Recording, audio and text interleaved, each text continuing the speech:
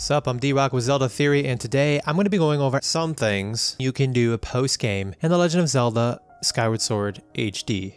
Let's do it. If you're feeling daring, you can take on the boss rush in the Lanayru Desert. In case you didn't know, the boss rush is a series of all the bosses in Skyward Sword HD, and you are timed. And depending on your time, you get certain rewards like monster parts, collectibles that you can use to then upgrade your equipment, and of course, there's a couple pieces of heart in there.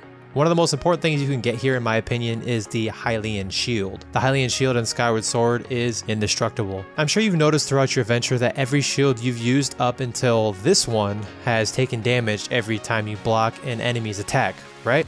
Well, the HYLIAN shield won't do that. It's the perfect shield, or the perfect way to block enemy attacks. I definitely recommend picking this up post-game if you didn't already do it during the actual story. You can also collect each and every heart piece. In Skyward Sword, there are a total of 24 of them that you can collect through various means, whether it be in chests, in dungeons, or even in goddess cubes that reveal goddess chests in the sky. If you're anything like me, this is a must because there's absolutely no way you can stand not having a full set of hearts in the top left, right? Completionists unite.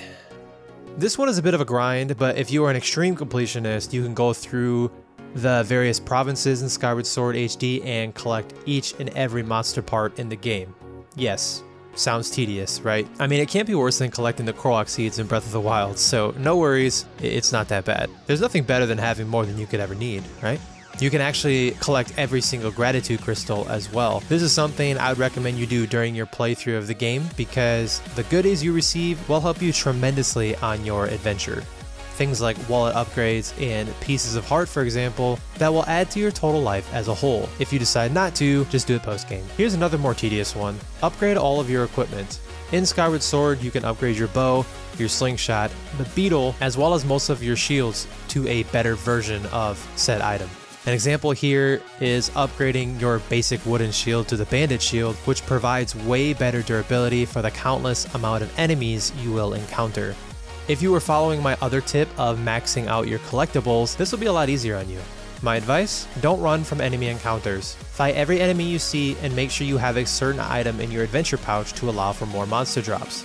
I'll talk more about that in depth in a later video. Another thing you could do post-game is find all of the goddess walls.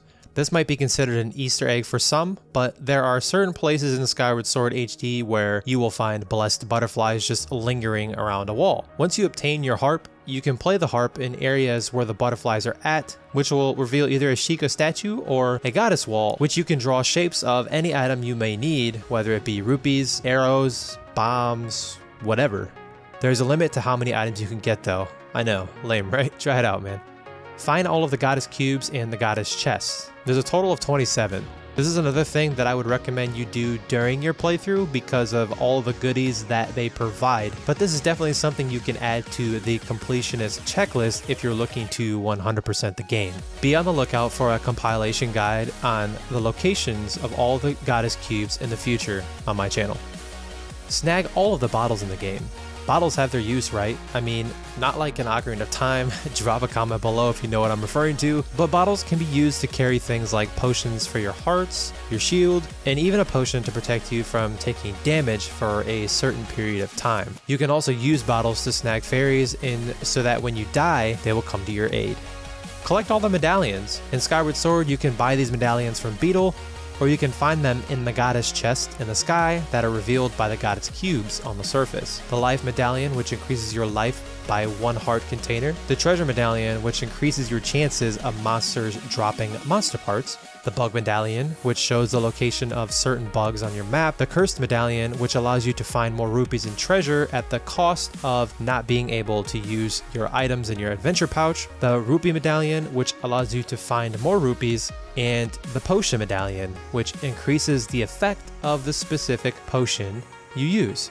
The most useful one, in my opinion, is the treasure medallion as well as the cursed medallion, depending on your situation or what you're trying to do. If you stack these two while searching for monster parts and treasure, you double your odds of finding these specific treasures.